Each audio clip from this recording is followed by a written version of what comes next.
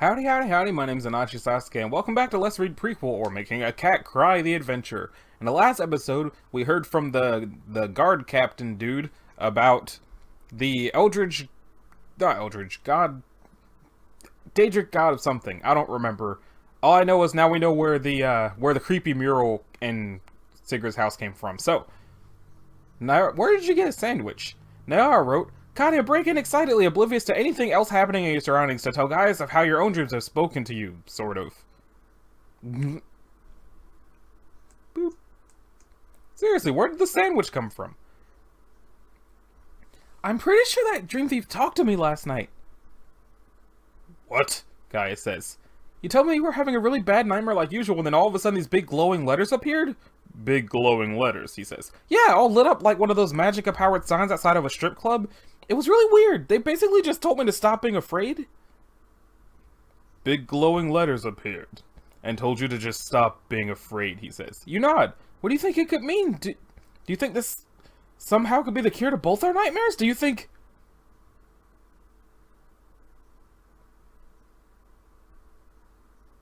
In retrospect, you guess you could have worded that in a way that didn't sound like complete bullshit. Well, I guess it doesn't matter where the sandwich came from now that it's all over the ground. Follow the captain.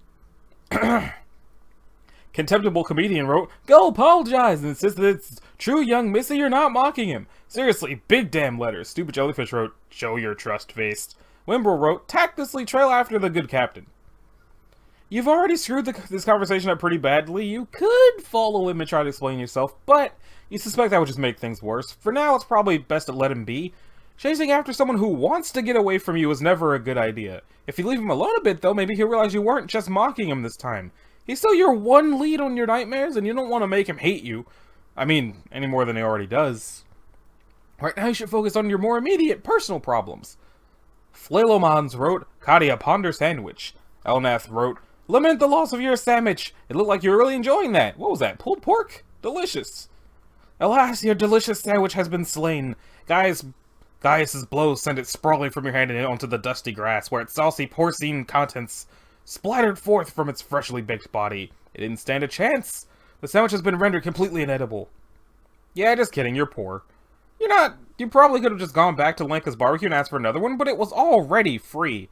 Poor or not, you wouldn't feel right taking advantage of that more than anyone else. Anyway, it's only a little dirty, sort of.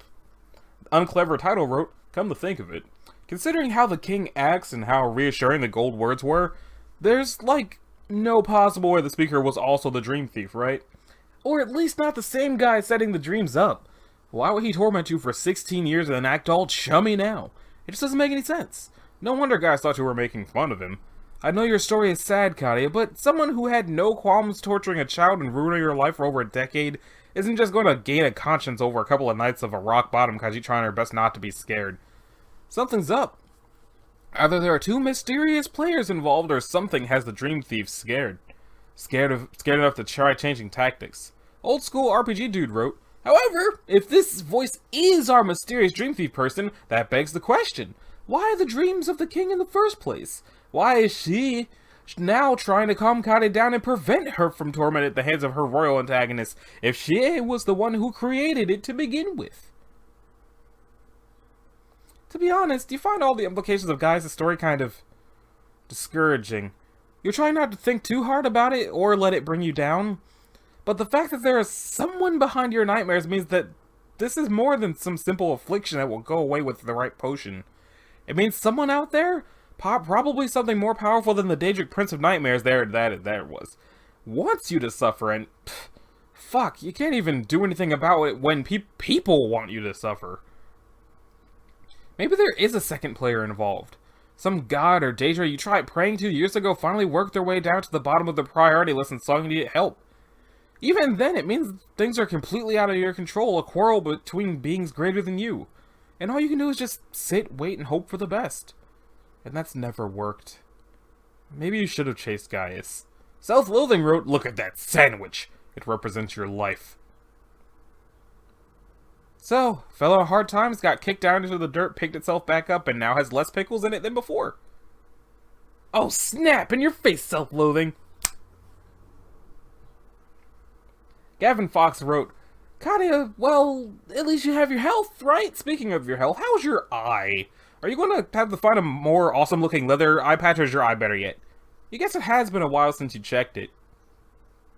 Hey, you can kind of see a little. Kind of. That story took way longer than you thought, or Leica knows alchemy and was trying some kind of experiment with those sandwiches. You're leaning towards a ladder because you can apparently kind of see through walls right now? Destined Fate X wrote, Katia, spy on Sigrid with newly found mystic eyes of X-ray vision? Nah, that sounds too bland. Call your newly found ability Eagle Vision. Avarice wrote, see through walls? Perfect! You did the check if the coast is clear, sneak back into the Mages Guild and get your stuff back. Unclever Title wrote, look in on the shopkeeper's second floor and count the imps. Egg Brother wrote, spy on Gaius to find out what he is thinking. That's not how it works. Fresh Fish wrote, find someone to look at. Perhaps you could use this new ability to earn some money. As nice as that would be, you're fairly sure seeing through walls does not entail the ability to walk through locked doors, see into people's thoughts, or see money out of people? However that works. Scouting the imps in Tavia's attic could be kind of useful. If it's just one, you could maybe I fear it, but that's pretty far away, and it looks like your eagle vision is already wearing off. And it's gone. Coffeeman wrote, well, now you've got the next step. Ask Lenka about alchemy! You guess that's probably a good idea, yeah? I mean, it's getting late. You still need a place to stay tonight, and if Lenka knows alchemy, maybe she could tell you about which local plants around Kvatch are valuable, or make you another weird eye-healing, wall-permeating sandwich so you can count the imps proper. No? You head back to the field where you and Guy stopped by the barbecue during his long flashback, but the grill is already packed up and Lenka's nowhere to be found. You do manage to find a scrap of bread, though. You put it in your inventory since you're apparently the sort of person who scavenges scraps of bread off the ground now. Whoop-de-doo! Cold Mute wrote, Katia, if someone or multiple someones are involved in your nightmares, that means you're important. Think of it this way. If some powerful being is going to go through the trouble of intruding on the domain of a Daedra, why would they target a seemingly unimportant and impoverished Khajiit? Seems like it would be a lot of wasted energy when they could target someone like a lord or a military commander or someone wealthy. People with obvious influence, but they're targeting you.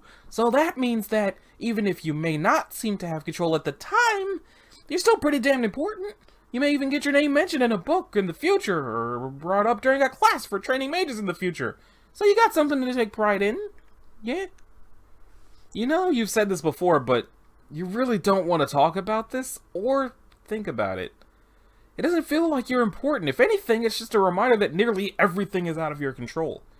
You used to at least be able to blame yourself, to keep telling yourself that it was all your fault, and if you lived life differently and changed who you were, things could change.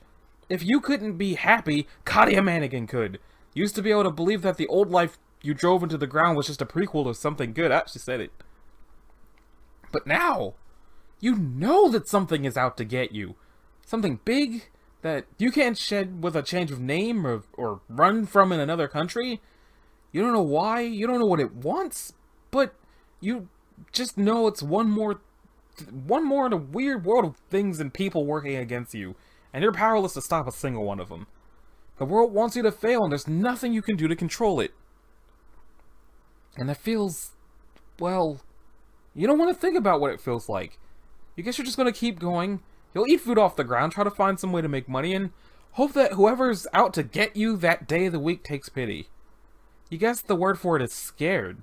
Not a sharp, sudden fear, but a low, dull, hopeless hum. If you smile, joke, and ignore it, maybe you won't have to feel it. Of course, that's kind of ruined now.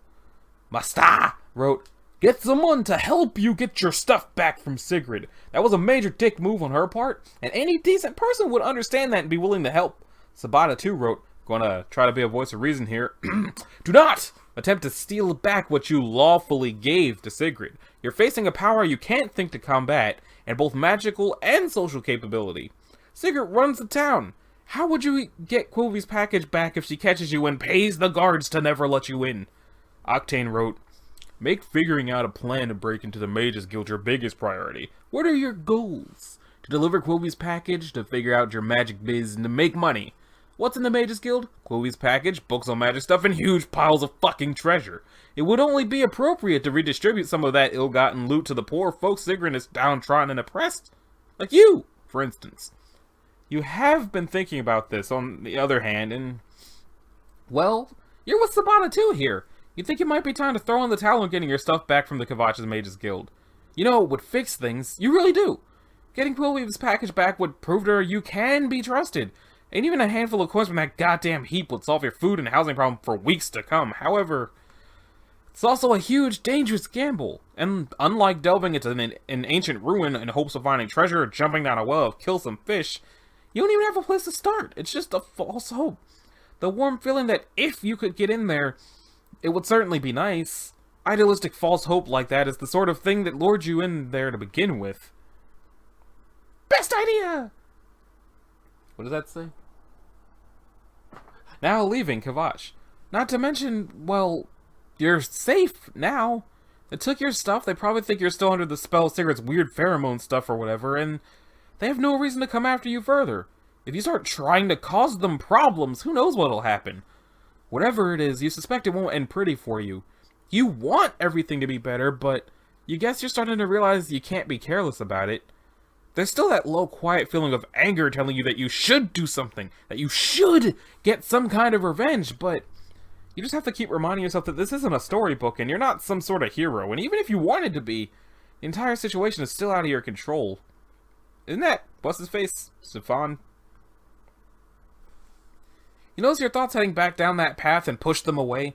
You're wasting the meager remaining daylight, and you still have plenty to do if you don't want to sleep hungry on the streets. So, yeah, you are making an executive decision right now. In spite of all argument, no more fantasies about taking down the Kvatch's Mages Guild. Quillweave is still counting on you to not screw up. Between this and your nightmares, you have to focus on what is in your reach, not waste time chasing after unseen malefactors. I'm pretty sure that's Stefan back there talking to somebody. Dragoni wrote, "Hey, who's that mysterious black robed priest in the background?" Boop.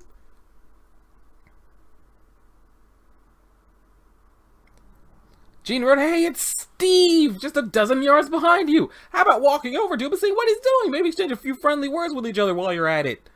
Only here for Prequel wrote, "I'm not sure how you could confront him, if at all. You can't be certain that they think the spell still works on you." McFrugal wrote, "Okay, don't be a hero.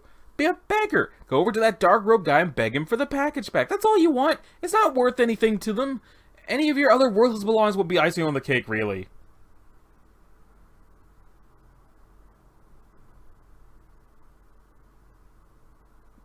Wave? Professor Zobot wrote, "Kaya, I'm just going to have to say something here. You're powerless. There's something messing with you. And every risk you've taken since you came to this dang city has turned out horribly. If that is Stefan behind you, and not just some random guy in a cloak, nothing good is going to come of investigating or finding out what's going on, or trying to do anything to get at him to get your stuff back." Self-Loathing wrote, "So what happens now, cat? You accept your failure and your utter inability to accomplish anything. You know that no matter how hard you try, it won't be enough. So what happens now?" Latula wrote, "If he still thinks you're under Sigrid's spell, maybe he will at least show you to the nearest homeless shelter." He, the other guy's like, I'm a go. Go over and talk. EM Peace wrote, "Kaya, look behind you. See the priest guy from the Mages Guild and regain desire for getting your stuff back and clean up the mess you're currently in. Tackle him and demand answers." Okay, tackling him may not be the best idea, but at least go over and talk to him. This could be your chance. Okay, tackling him may not be the best idea. Oh, tackling him.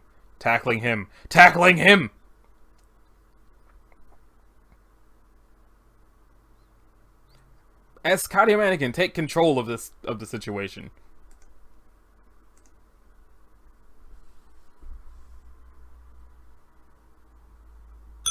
Is this going to be a fight? Or a video?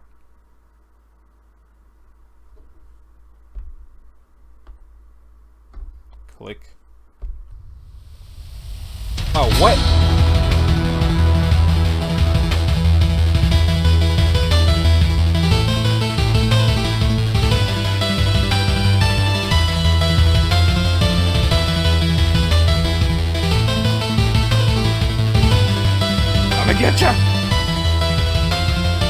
I'ma get you!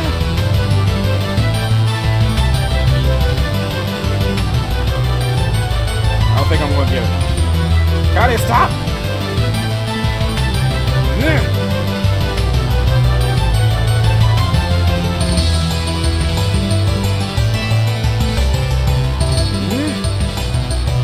Damn it!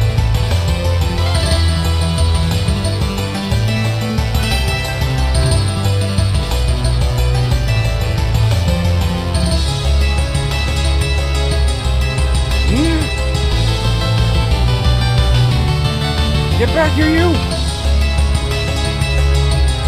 Why can he move like that in a cloak?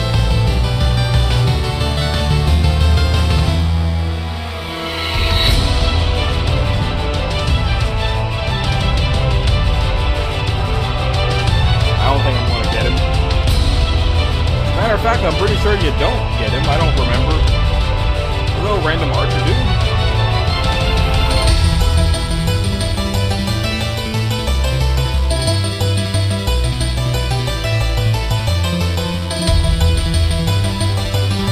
Getcha! I'm gonna getcha! Situation control! You took 102 seconds. I suck. Thanks for telling me that. Cool, cool. Programming, Ravis, silence, music, Dapper Pixel, Wimbrel, Jamar, Kazarad, never doing this much sprite work again. Disproportionation, and Brad Weston. The guard tells you that throwing rocks at people, while technically legal under Sigrid law, is super rude and you shouldn't do it. You tell you you're sorry and it won't happen again. Yay! Okay, Kelt wrote, Kaya, hold his arms to the ground. Yeah, you just took him down with a rock to the face, but it's easy to assume he's still a better mage than you. Daniel Chico wrote, awesome, now silence him with your amulet. Playful Wizard wrote, Kaya, show him that nobody messes around with Kaya Manic and give him the toughest, meanest look that Khajiit can give. Make him quiver in fear. Pajal wrote, now ask them who they are and what their connection to Sigrid is. Okay, Stefan notes, he has gathered that you're certainly very mad about something. It's probably something insignificant that Sigrid can work out pretty easily, right? Sigrid is pretty great, we should talk to her about this. You remind him that you tried talking to Sigrid. All that came out of it was getting mind-controlled, robbed, and thrown out naked on the street. Alright, wow, you actually, yes, he was slightly worried that that's what this was regarding. You don't take kindly to being someone's pawn, you say. Kadia Mannequin doesn't take kindly to that bullshit. You want to know what's going on with the Kavaches Magic Guild, how to get your stuff back from Sigrid, and who the hell he is, and what role he's playing in this evil mindfuckery, and you want to know it now. Stefan assures you that he's just an ordinary priest from the Temple of Akatosh. You could go to the Temple of Akatosh, right over there, and ask them. Bullshit, you say. An ordinary priest doesn't lure people into some weird necromancer den and rob them blind. He points out that he didn't actually... You cut him off and say that you're on to him. You bet he's just brainwashed everyone into thinking he's a priest. What with his weird wizardly mind warpery stuff, and he's really some kind of evil, creepy necromancer vampire slowed thing. You bet that's what this creepy hood is for. You bet it hides his evilness. You bet if you take it off, he'll melt into the sun or something from being such an evil jerk. Huh. Nice locks. If you're quite done playing around, Stefan says, then you ought to let him get up so the two of you can properly discuss your newfound theories. If you're going to throw off Sigrid's charms, then he supposes... Or if you were able to throw off her charms, he supposes there's no sense in trying to hide anything from you. That is, if you would kindly get off of him so the two of you can discuss as like rational adults. Jack Rises wrote, let's take off our gloves. The Turnpin King wrote, one glove, slowly in his field of vision, then pop a claw. Yeah, you say, that's not gonna happen. You're done being lured into a disastrous fuck-up after disastrous fuck-up, handing out your trust like Tails and Talos candy. The cards are in your hand now, and his skinny face had best start speaking. That isn't like, unless he likes some extra mouths to make it easier.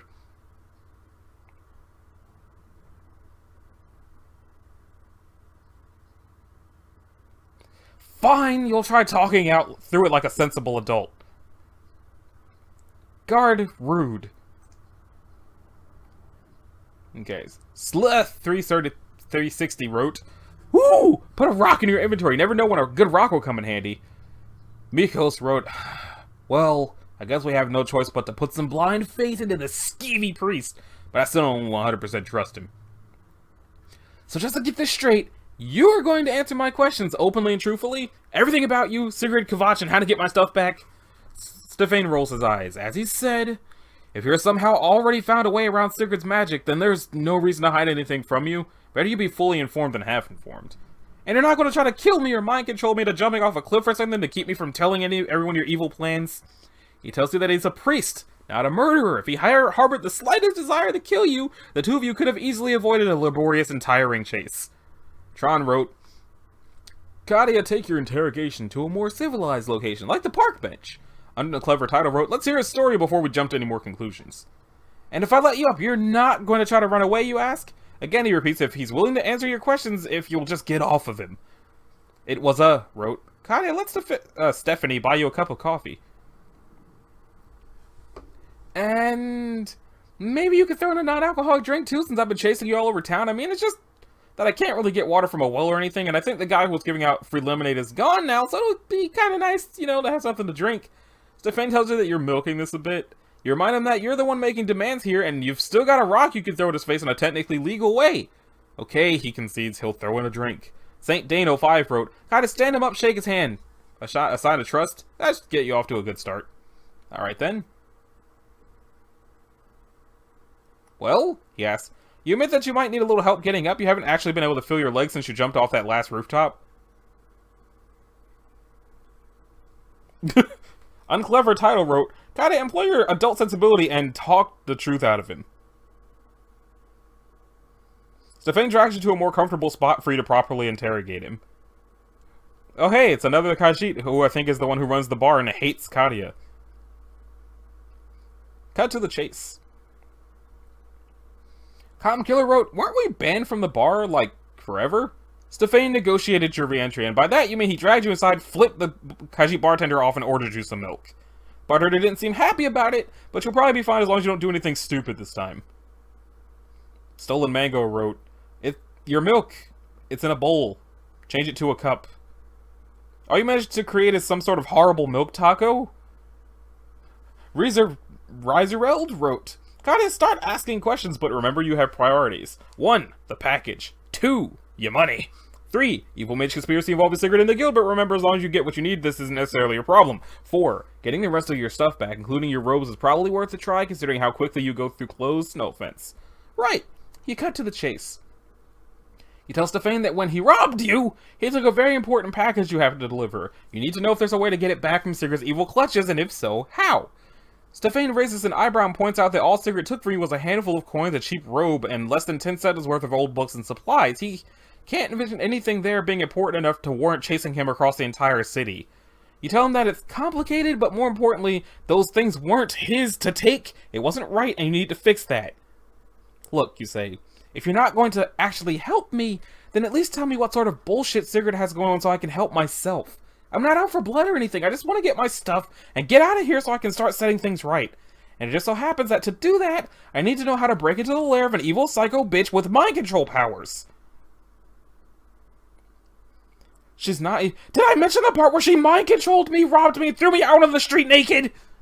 Look, just keep your voice down. I confess Sigrid may have overstepped some implicit boundaries, but technically you were not mind-controlled, nor were you robbed, and she's not evil. She's just an opportunist. If you'd let me explain, I can show you she's not the bad guy here.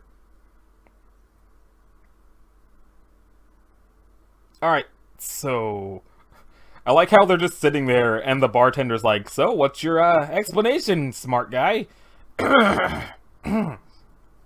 For then LDR wrote, Katia, first things first, which is the beginning. If you want to understand anything, you need to know its history.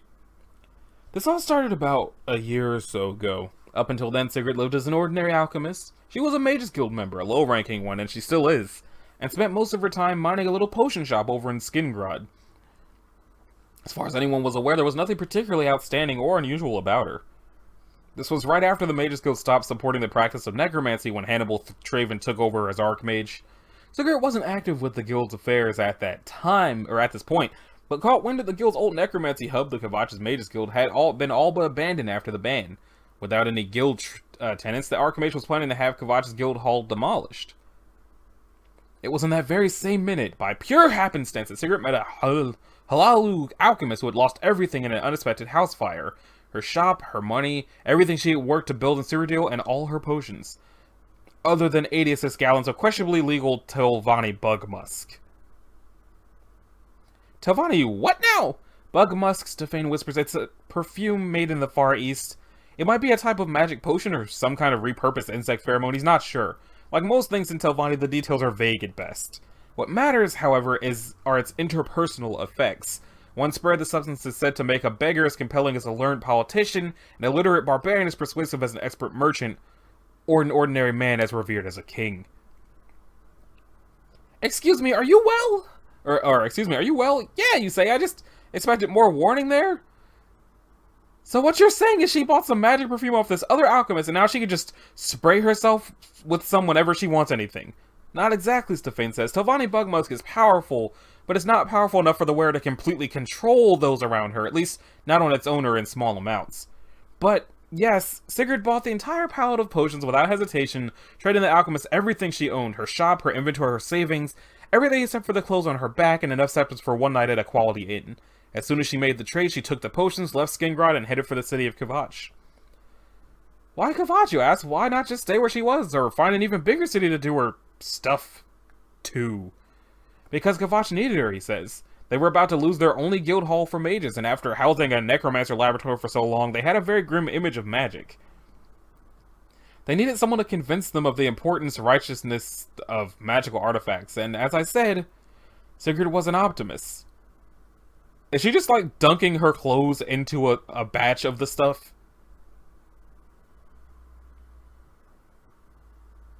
I'm gonna take that as a yes.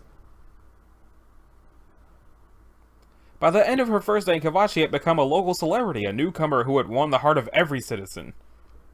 Within a week, she was wealthier than the counts.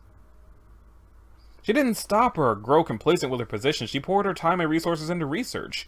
Within the month, she had accrued an encyclopedic knowledge of Tamriel's greatest speakers, merchants, and conmen. Her tongue was silver even without mind-altering alchemy. Not that it mattered for her. Within the year, she had cashed in on many of her old guild connections and commissioned enough enchantments to render the bug musk all but unnecessary. Anyway, between her education and the magical enchantments, her status and power in Kvatch is firmly secured, and she's free to pursue whatever grander goal she deems appropriate. That is what Sigrid has been doing in Kvatch. Lupinator wrote, assess the moral compass here. How justified is Sigrid in all this? The Turnip King wrote, obviously we're still missing something because I'm not seeing how opportunistically stealing a guild hall of necromancers isn't evil. That doesn't justify anything! St. Dane 05 wrote, explain to him that righteous usually doesn't involve taking things from random visitors. I wasn't... Yeah, you were! You're acting like just because she's conniving, powerful, and probably unstoppable, that makes her right. And you're probably going to pull some bullshit about how good and evil are subjective, so she's not really that bad. Stefan says he's a priest. Moral subjectivity is all... So what? So she can nest an amount of stolen gold, beloved by everyone, while I'm out in the rain with scraps of bread and maybe half a friend? Look, Stefan says, he's not trying to say Sigrid is right about everything she does, or that her actions don't come with cost to people who probably don't deserve it. He's just trying to explain why he's helping her. Why, you ask? Because you and everyone else in this town are mind-controlled into doing it? Because she's a heartless, sociopathic megalomaniac who will just charm you into submission if you or anyone else tries to stand up to her?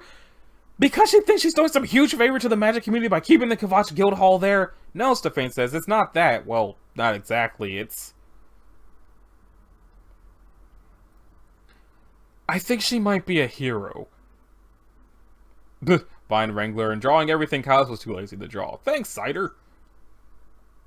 Delta Pangea wrote, Kadia, last I checked, hero doesn't excuse fleecing people of what little wealth they have. In fact, the two are often mutually exclusive. McFrugal wrote, well, she doesn't seem to be doing anything heroic, she just sounds like a con man.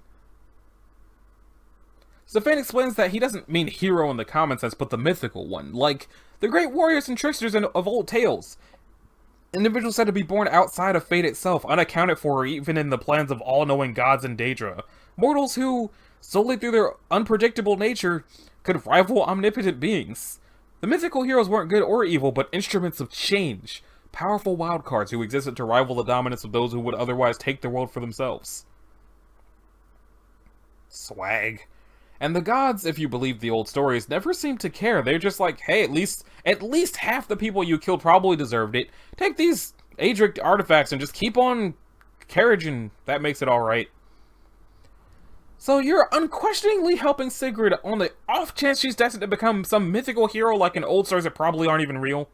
Stephane notes that destined is probably not the appropriate word for it, but yes, more or less, Sigrid, the way luck shines upon her constantly, the ease with which she achieves her every desire, the fearless manner in which she could confront even a Daedric prince, he could not be more certain that she's something different, a hero in the most legendary of senses, untamed, unstoppable, and needing someone at her side to guide her in the right direction.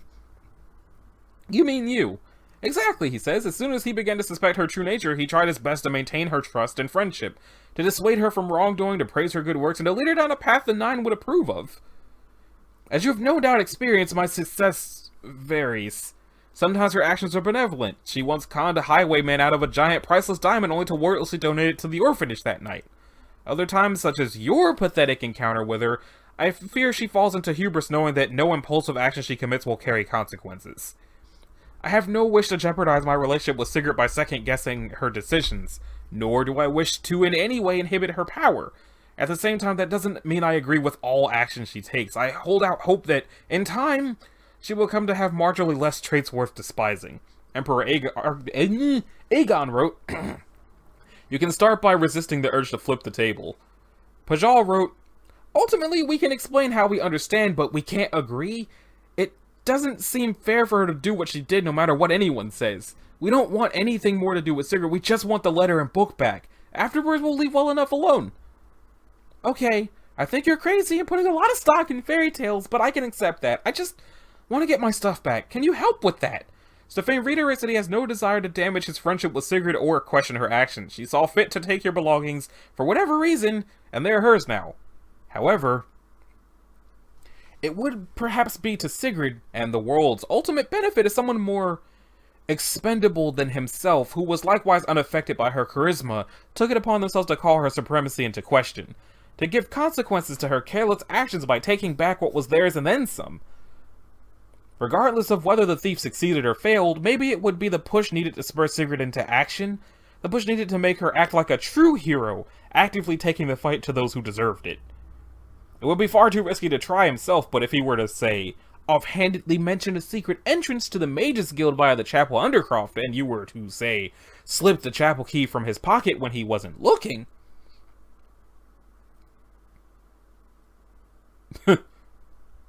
Cider training to become a second Khazarad. You eyes Stephane uneasily. What's the catch, you ask? I mean, you're giving me a key to a building full of riches and asking me to, like, have at it? Forgive me if I expect an ulterior motive. There's no catch, Stephane says. Sigrid is a hero in need of a push. She needs to be shown there are actual threats out there that can take away the things and power she's accrued. She needs to be shown that these threats not only exist, but can affect her. Anyway, you were the one who first proposed breaking into the Mages Guild, not I. And it was also not you who said... And was it also not you who said someone should stand up to her?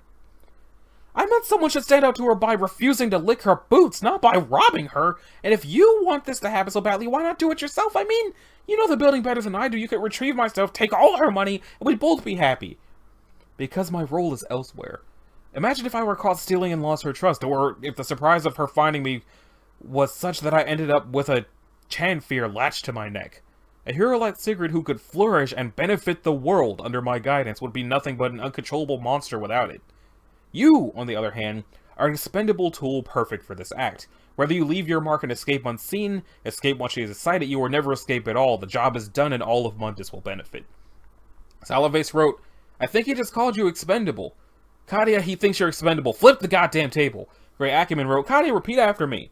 It would be far too risky for anyone to attempt unless this hypothetical person were also to happen on a reasonable portion of coin along this aforementioned chapel key. He wants you to do a task he's too chicken shit to do himself. I don't care how little you think of yourself. You are not expendable, and you don't go along with the plan of someone who thinks you are. At least not without compensation up front. I'm not expendable. Yes, you are, Stephane says. There's even a picture of you next to the dictionary entry. That was a generic Khajiit, and he was just an example!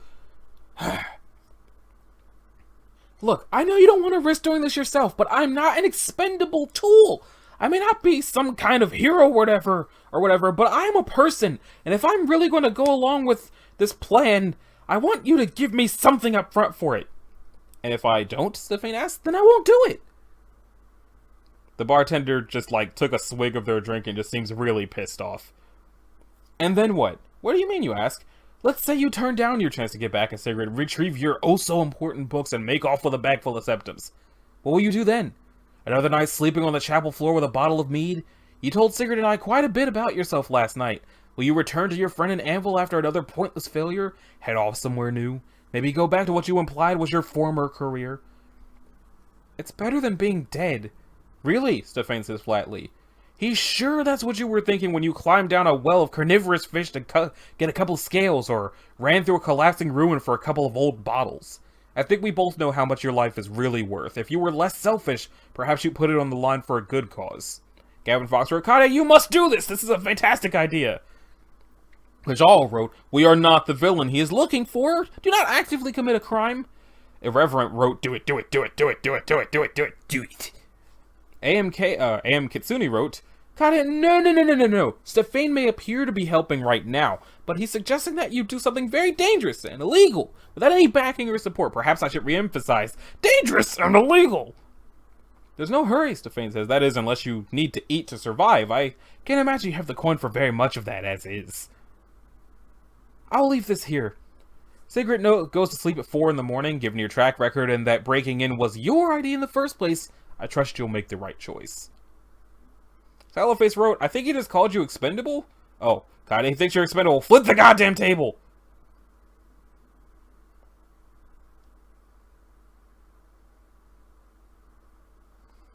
Okay, cider, most of the art. This is probably a good stopping point. Because we started on April the 30th, and now it's October the 13th. So yeah, probably a good stopping point. Okay, so this has been a Nonchalant Sasuke. This was episode something. I almost want to say 22 of Let's Read Prequel. If you liked it, a like and a subscribe will be groovy. If you didn't, you need to do either one of those things. And I will see y'all in the next one. Later.